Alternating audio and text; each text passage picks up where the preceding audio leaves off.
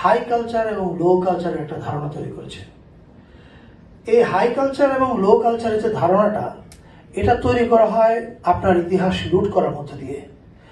অর্থাৎ আপনার ইতিহাসের একটা অংশ দেখানো হয় না, আরেকটা অংশ দেখানো হয়।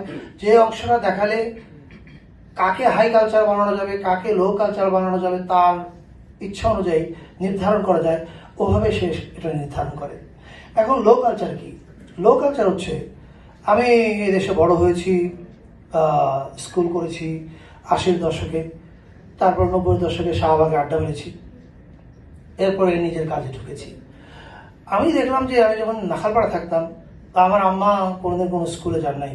আমি এর আগেও বোধহয় টেলিভিশন অনুষ্ঠান কয়েকবার বলেছি।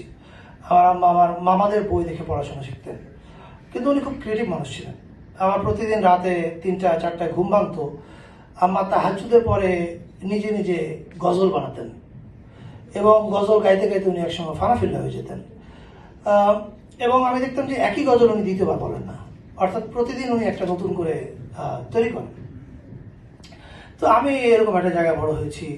আমার কাছে শবে বরাত, ঈদ এগুলো গুরুত্বপূর্ণ, গান গুরুত্বপূর্ণ, রক গান, আমেরিকান গান, সব কিছু গুরুত্বপূর্ণ। আবার আমার আম্মা যখন হামদাদ গায়, সেটাও আমার কাছে গুরুত্বপূর্ণ।